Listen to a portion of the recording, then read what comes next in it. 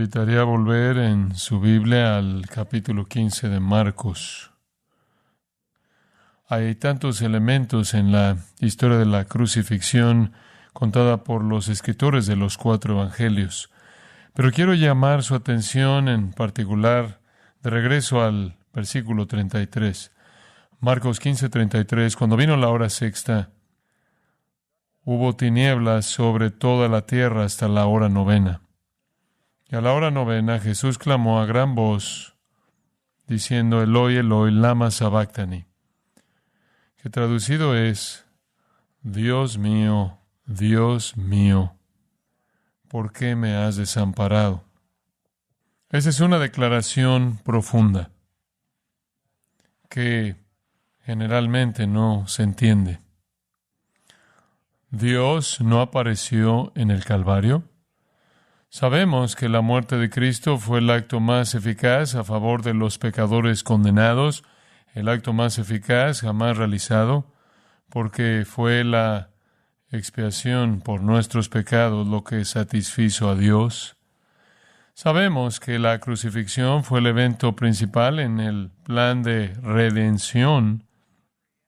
Cada animal jamás sacrificado desde la institución de las ofrendas de sacrificio en la historia del Antiguo Testamento hasta el sacrificio de Cristo era solo una imagen de su muerte. Todos los sacrificios del Antiguo Testamento que se ofrecieron como ofrendas por el pecado no alcanzaron a expiar el pecado, pero apuntaron a un sacrificio final verdadero y aceptable que lograría lo que todos esos sacrificios simbólicos nunca podrían lograr. Sabemos que vendría un cordero diferente a cualquier otro cordero. Juan dijo que Él era el Cordero de Dios, Él era el Cordero de Dios que quita los pecados del mundo. El Hijo del Hombre vino a dar su vida en rescate por muchos. Y así predicamos a Cristo y este crucificado, como dice Pablo en 1 Corintios 2. Y al mirar a la cruz nos quedamos con lo que parecen ser dos realidades profundamente contradictorias. La crucifixión es, sin duda alguna, el acto más malvado, más traicionero, más vil que jamás haya perpetrado la humanidad contra alguien. Por no decir nada de la violación de la justicia al ejecutar a un hombre perfectamente recto. La muerte de Jesucristo, desde el punto de vista humano, es la injusticia más atroz de la historia, porque Jesús no tenía pecado. No nos equivocamos en eso. Fue el mayor acto de blasfemia en toda la historia de la humanidad. Pero por otro lado, la crucifixión del Señor Jesús fue el acto de justicia más necesario requerido por la santidad divina. Jesús fue víctima de la injusticia, fue víctima del odio y la blasfemia de los humanos. Aunque murió voluntariamente, Él fue asesinado ilegalmente después de que un juicio ilegal lo condenara a una ejecución ilegal. Y algunos han preguntado, ¿dónde estaba Dios exactamente? ¿Acaso Dios lo abandonó en esa hora? Parece ser lo que está diciendo ahí en el versículo 34. ¿Acaso este acto de injusticia más atroz sucedió porque Dios estaba ausente? Este pasaje que estamos viendo responde esa pregunta y la responde de una manera sorprendentemente profunda. Regresemos al versículo 33. Vino la hora sexta. El día judío comenzaba a las 6 de la mañana o por ahí, por lo que sería mediodía o más o menos. No tenían relojes. Este es el mediodía cuando el sol está esencialmente en su cenit. A la hora sexta hubo tinieblas sobre toda la tierra hasta la hora novena. 3 horas de oscuridad total, esencialmente en la cúspide del sol, todo se vuelve negro durante 3 horas. Jesús ya había hablado 3 veces. Él dijo, Padre, perdónalos, no saben lo que hacen. Dijo con respecto al apóstol Juan y María, he ahí tu madre, ahí tu hijo. Le dijo al ladrón arrepentido, hoy estarás conmigo en el paraíso. Pero cuando llega el mediodía, se oscurece durante 3 horas. ¿Acaso esto simboliza la ausencia de Dios? Y si Dios lo abandonó, ¿de qué manera lo abandonó? Ahora, los judíos estaban muy conscientes de la naturaleza de Dios por lo que les decía el Antiguo Testamento, y una cosa que sabían con certeza era que Dios era luz. Dios era luz. Ellos saben que el Salmo 27:1 dice, Jehová es mi luz y mi salvación. Salmo 18, versículo 28, Jehová, mi Dios, alumbrará mis tinieblas. O Salmo 36:9, en tu luz veremos la luz. O en las palabras de el capítulo 2 de Isaías, versículo 5, venid, caminaremos a la luz de Jehová. Otro pasaje que habla de Dios como luz, al comienzo del capítulo 60 de Isaías, escuche. Levántate, resplandece, porque ha venido tu luz, y la gloria de Jehová ha nacido sobre ti. Porque aquí que tinieblas cubrirán la tierra y oscuridad las naciones, mas sobre ti amanecerá Jehová, y sobre ti será vista su gloria, y andarán las naciones a tu luz, y los reyes al resplandor de tu nacimiento. Dios es luz, y Dios vendría y brillaría su gloria algún día en el futuro para que el mundo entero estuviera disfrutando de esa luz. Entonces, tal vez la oscuridad nos esté diciendo que Dios no estaba allí, pero los judíos lo sabrían mejor, lo sabrían mejor. No había duda de que Dios era luz. En el jardín, Él era luz, la Shekinah, su propia gloria. Pero los judíos también sabían que Dios apareció en varias ocasiones como oscuridad. Si usted está leyendo en Éxodo capítulo 10 y llega a los versículos 21 y 22, llega la 9ª plaga en Egipto. Y la 9ª plaga en Egipto fue 3 días de oscuridad. Y esta oscuridad fue una de las plagas que Dios envió personalmente para castigar a los egipcios.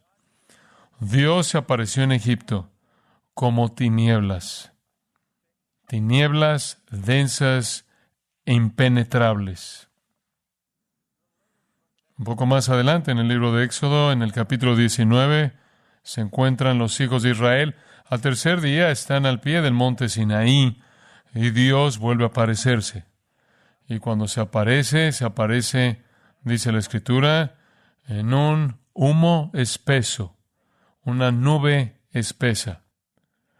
El próximo capítulo, el 20º capítulo de Éxodo, Dios da los 10 mandamientos. Y después de dar los 10 mandamientos, todo alrededor de esa montaña era densa oscuridad. Dice que era densa oscuridad donde estaba Dios. A veces Dios se aparece como luz, a veces se aparece como oscuridad. Cuando se aparece como luz, es revelación y salvación. Cuando se aparece como tinieblas, es condenación y juicio. Isaías dice en el capítulo 5, versículo 30, que vendrá el juicio de Dios. Y él dice, aquí, tinieblas de tribulación, y en sus cielos se oscurecerá la luz. En el capítulo 8 de Isaías y el versículo 22, nuevamente tenemos una imagen de la ira divina cuando Dios viene a castigar a su pueblo desobediente, y leemos: he aquí tribulación y tinieblas, oscuridad y angustia, y serán sumidos en las tinieblas.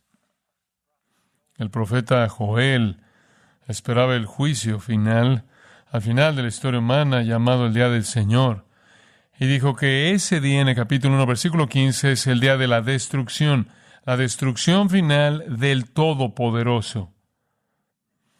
Y él dice en el capítulo 2 acerca de ese día, en el versículo 10, el sol y la luna se oscurecerán y las estrellas retraerán su resplandor. En el siguiente versículo dice: porque ha llegado el día del Señor.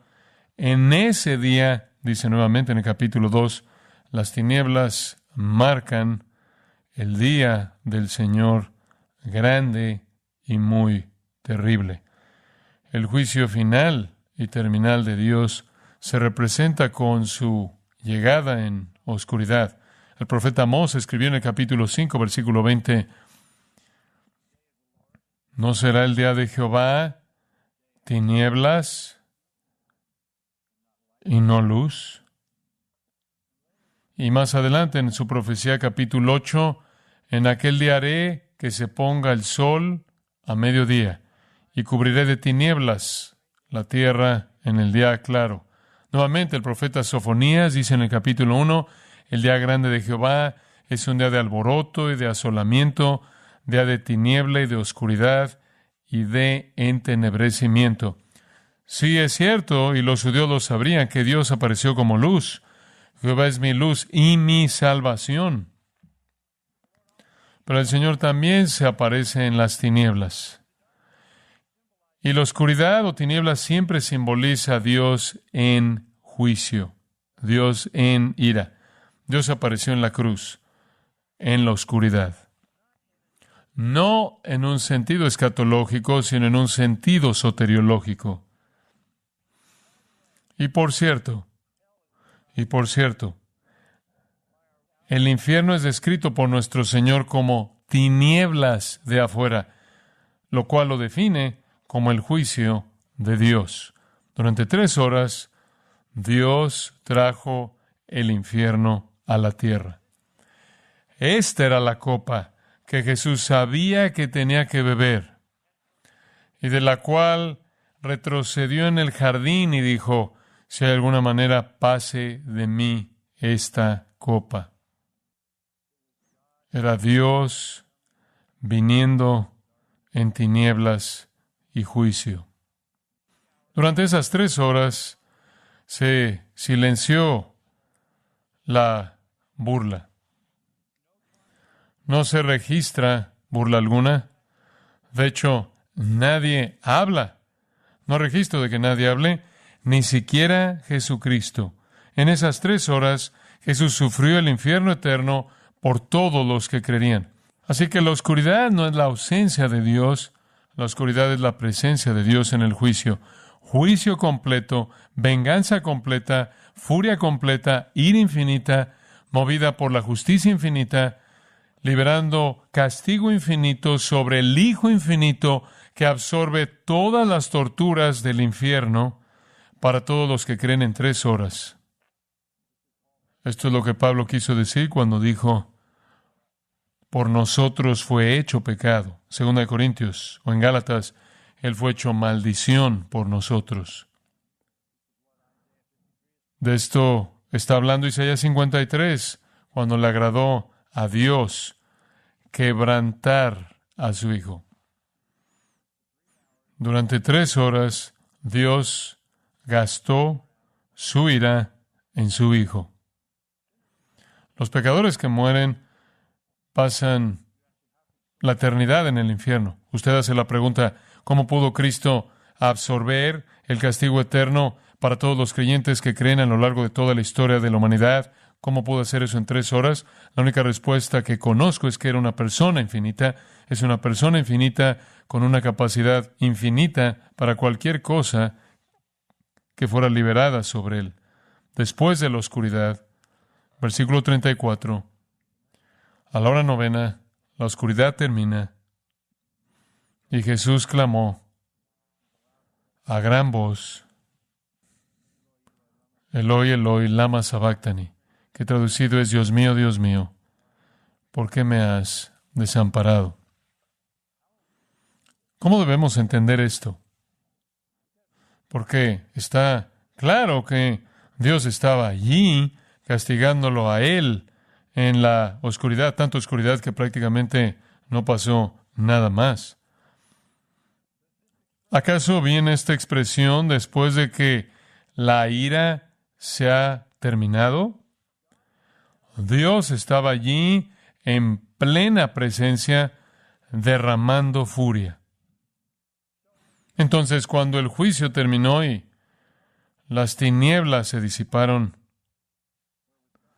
¿dónde estaba Dios? Parece que fue solo después de la oscuridad que nuestro Señor percibió separación de Dios. Él estaba allí en la oscuridad, castigando a su Hijo. Saliendo de la oscuridad, piénselo de esta manera. Su Hijo habría estado buscando algo de consuelo, algo de compasión, algo de comunión dulce. No puedo empezar a comprender cómo sería llevar la furia de Dios sobre su Hijo. No puedo entender cómo se habría sentido el Hijo al llevar todo el castigo por todos los pecados de todas las personas que creerían a lo largo de toda la historia de la humanidad. Pero en el momento en el que las tinieblas se desvanecen, percibe que Dios se ha ido. Él estaba allí en juicio y ahora se ha ido. En el momento en el que Él estaba exhausto con un agotamiento que es incomprensible para nosotros, nunca lo podremos comprender. ¿Dónde está Dios? Dios mío, ¿por qué me has desamparado? Y usted tiene una profecía de esa misma declaración en el Salmo 22. ¿Qué está pasando aquí? Esto parece ser el sufrimiento final y un recordatorio a todos los pecadores de que mientras que el infierno esté lleno de furia divina, nunca habrá consuelo. Este es el sabor final del infierno. Jesús probó el infierno. Y el infierno es la furia de Dios, pero también es la ausencia de Dios. Él nunca estará allí, nunca se aparecerá para consolar, para confortar, para amar, para aliviar. Así que todo lo que el infierno es lo que Jesús experimenta, la furia completa de Dios y su ausencia. ¿Pero qué significa al decir 2 veces, Dios mío, Dios mío? Esta es la única vez en todo el Nuevo Testamento en la que Jesús no se dirigió a Dios como Padre. Pero esta es la única vez que Él estuvo separado. Pero ¿cuál es el significado de la doble expresión Dios mío, Dios mío? Creo que podemos responder esa pregunta si vemos lugares donde eso aparece a nivel humano. Génesis 22, el ángel dice, Abraham, Abraham. Éxodo 3, Dios dice, Moisés, Moisés. Segundo de Samuel 18 y 19, David dice, Absalón, Absalón. Lucas 10, Jesús dice, Marta, Marta. Lucas 22, Jesús dice, Simón, Simón. Hechos 9, Jesús dice, Saulo, Saulo. Lucas 13, Jesús dice, Jerusalén, Jerusalén. Aquí, Dios mío, Dios mío. ¿Qué es esto? Esto es patetismo. Esto es afecto. Esta es una expresión de afecto íntimo, amor personal. Y esa es la razón por la que Jesús dijo, Dios mío, Dios mío. Un clamor profundo, divino, agonizante de los labios del Hijo al Padre, tan profundo que no debería haber producido nada más que silencio. Pero los espectadores torpes estaban muy alejados de la realidad de lo que estaba pasando. Y entonces activaron más de su sarcasmo y más de su burla que había estado ocurriendo antes de la oscuridad. Versículo 35. Y algunos de los que estaban allí decían al oírlo, mirad, llama a Elías. ¿Cómo lo escucharon? Porque dice en el versículo 34 que lo dijo en voz alta. ¿Acaso lo confundieron realmente con llamar a Elías? Dudo que fue así. Pero así es como se burlaron de él. Extendieron su farsa sarcástica, diciendo que estaba llamando a Elías. Ahora, el Antiguo Testamento sí enseñó que Elías vendría en el tiempo del Mesías. Malaquías 4 nos dice eso. Y Elías se había ido al cielo sin morir, lo sabemos por Segundo de Reyes. Entonces la tradición enseñaba que Elías regresaría en tiempos de crisis para proteger y preservar a los justos. Entonces, ¿acaso Jesús está llamando a Elías para que venga y lo proteja? Así que intensifican su burla una vez más cuando la oscuridad desaparece.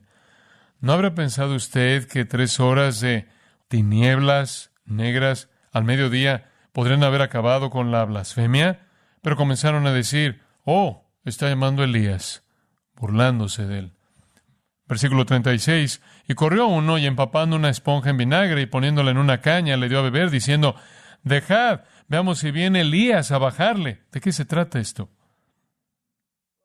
Bueno, este es un vino de vinagre barato mezclado con agua que beben los soldados con un estimulante suave. Démosle eso y tal vez lo mantendrá vivo un poco más hasta que Elías aparezca. Veamos si Elías vendrá a quitarlo. Quizás se aguante un poco más. Y luego se acabó. Versículo 37, mas Jesús, dando una gran voz, expiró. Él entregó su vida. Si usted se queda sin aliento, usted no puede gritar de manera fuerte. La vida de él no le fue quitada, ni siquiera en las atroces realidades de la crucifixión, lo cual era simplemente una forma de asfixia. El grito fuerte, por cierto, fue, consumado es. Tetelestai. Sorprendente, ya que estaría muriendo normalmente de asfixia, sin aliento, sin fuerzas y apenas capaz de susurrar. Pero él es fuerte, como dijo, nadie me quita la vida, la pongo por mí mismo. Y luego una declaración más registrada en Lucas 23:46 y profetizada en el Salmo 31, en tus manos encomiendo mi espíritu. Con esas palabras, Jesús debió haber sentido la reconexión, ¿verdad? En tus manos encomiendo mi espíritu. Volvió a sentir la presencia del Padre. Dios no había terminado. Versículo 38. Entonces el velo del templo se rasgó en 2, de arriba a abajo. Si usted las cuenta todas, creo que eran unas 12 cortinas pesadas en el templo. Esta era la que separaba el lugar santo del lugar santísimo. Y cuando Jesús había llevado los pecados de todos los que creerían y satisfizo la justicia de Dios, llegó el momento de que terminara el juicio. Comenzó al mediodía, terminó a las 3, y a las 3 en punto, o por ahí, en un mundo sin relojes, la cortina del templo que separa el lugar santísimo, donde nadie puede ir excepto el sumo sacerdote una vez al año, se rasga de arriba abajo. Y Dios, de un golpe, terminó las formas de adoración del antiguo pacto. El camino a Dios estaba oficialmente abierto. Por la muerte de Jesucristo, los pecados de todos los que pertenecen a Dios fueron pagados. Este es el fin de ese sistema. No más lugar santo, no más lugar santísimo, no más sumos sacerdotes, no más sacerdotes, no más sacrificios, no más templo. Todo el sistema es abolido en el acto de Dios. Dios rasga la cortina enorme y pesada, y Mateo dice en el capítulo 27, de arriba abajo, precisamente, piénselo, en el momento en el que los sacerdotes iban a comenzar a sacrificar decenas de miles de corderos de la Pascua, el único y verdadero cordero de la Pascua había hecho que todo el sistema quedara obsoleto. Al principio de la semana, Jesús había dicho, este templo va a ser destruido. Aquí Dios mismo pronuncia su juicio. No hay explicación humana para el rasgado de esa cortina enorme de arriba abajo. Eso fue una obra, ese fue un milagro de Dios. La cruz, expiación. La cortina, acceso. La expiación habiendo sido ofrecida y recibida, el acceso se abre.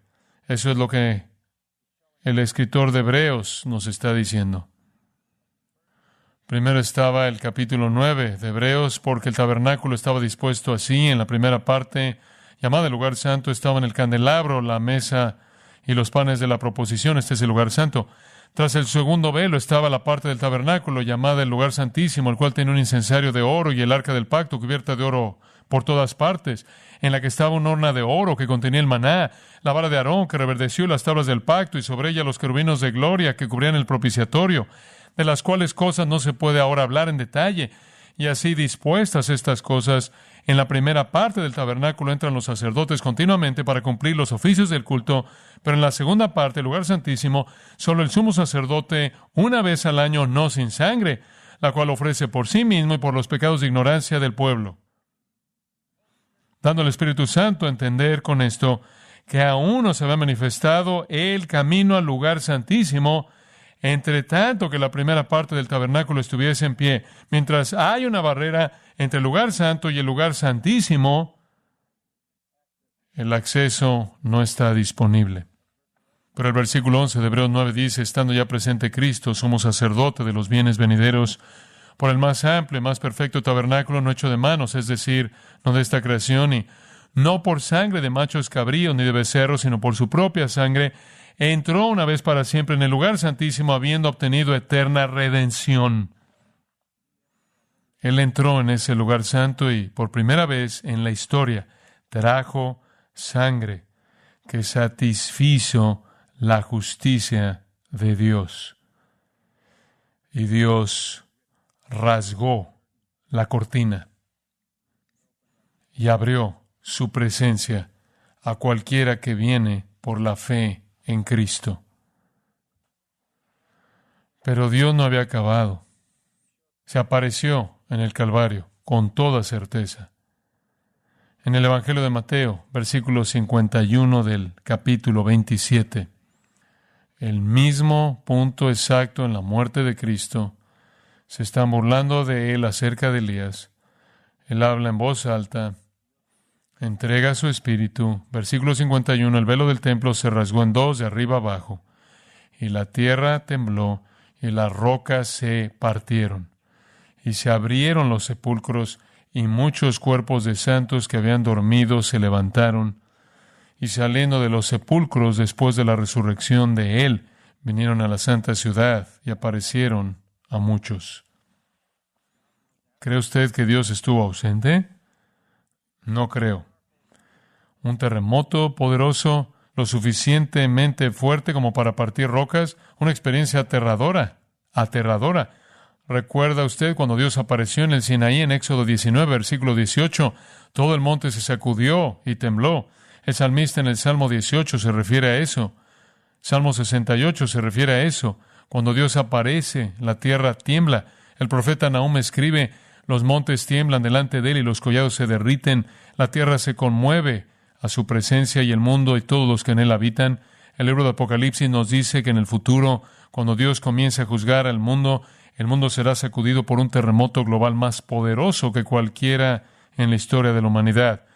El terremoto significó que Dios había derramado su ira sobre su Hijo, pero el terremoto fue seguido inmediatamente por el milagro de la resurrección. Se abrieron tumbas, cuerpos de los santos que habían dormido fueron resucitados y salieron de las tumbas después de su resurrección, entraron en la ciudad santa y se aparecieron a muchos. ¿Qué es esto?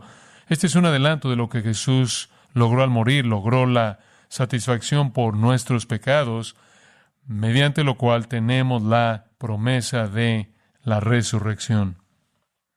Este fue un adelanto de su resurrección. Observe que no salieron hasta después de su resurrección porque Él era las primicias. Pero para mostrar el poder de la cruz, Dios da un adelanto de la resurrección final y la gente en realidad está dando vueltas en la ciudad de Jerusalén que ha resucitado de entre los muertos. Salieron de las tumbas y se le aparecieron a mucha gente. Mateo no nos dice qué fue de ellos, así que no lo sabemos realmente. ¿Tenían que morir de nuevo? No lo sé.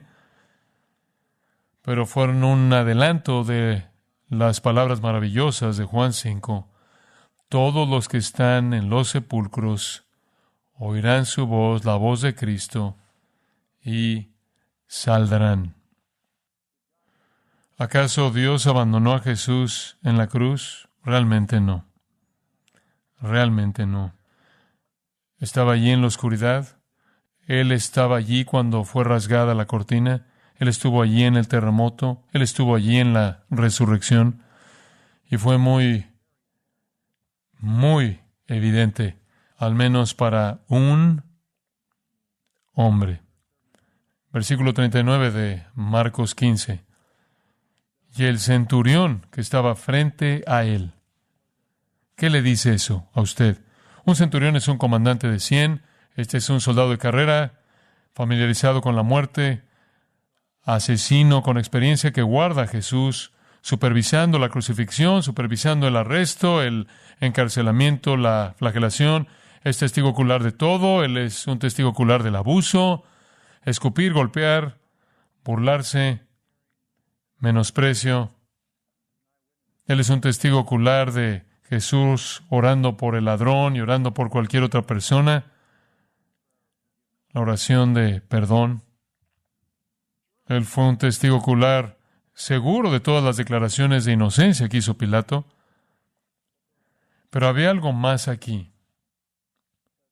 Porque él dice, verdaderamente este hombre era el Hijo de Dios.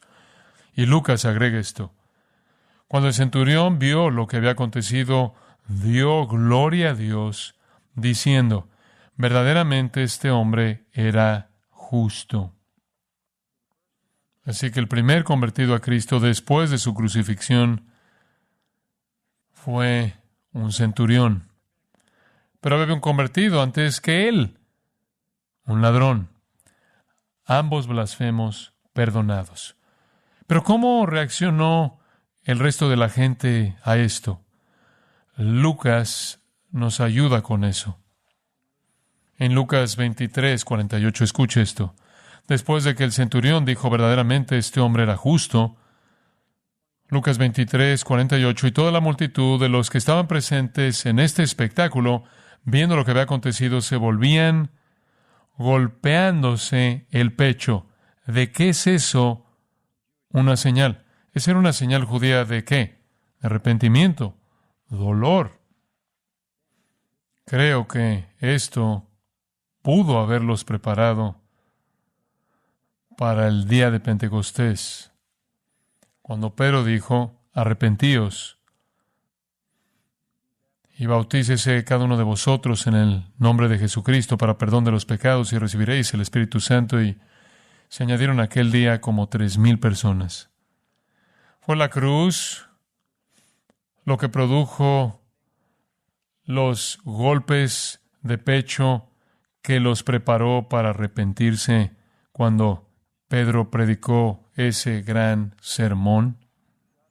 Dios estaba allí en juicio. Dios estaba allí para rasgar la cortina. Dios estaba allí para traer un terremoto. Dios estaba allí para resucitar a los muertos. Dios estaba allí para convertir a un centurión. Y Dios estaba allí para preparar los corazones para el día de Pentecostés. Dios apareció. Y cuando usted piensa en todo esto que está sucediendo y se da cuenta de que usted fue escogido desde antes de la fundación del mundo para estar en Cristo cuando Él murió, ¿no es esa la realidad más gloriosa de todas las realidades? Padre, te pedimos ahora que prepares nuestros corazones para tu mesa.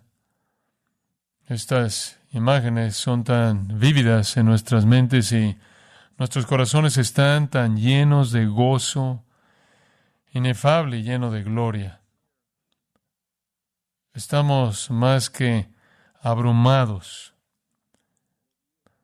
de que tú nos has redimido, que tú nos tenías en mente, que tú conocías nuestros nombres, que tú los habías escrito en tu libro antes de la fundación del mundo, y que cuando Cristo murió, nosotros morimos en Él.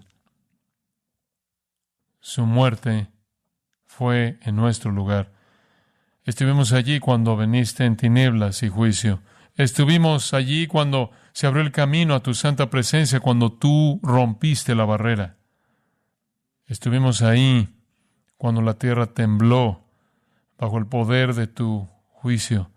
Estuvimos allí cuando se abrieron las tumbas, y un día nuestra tumba también se abrirá.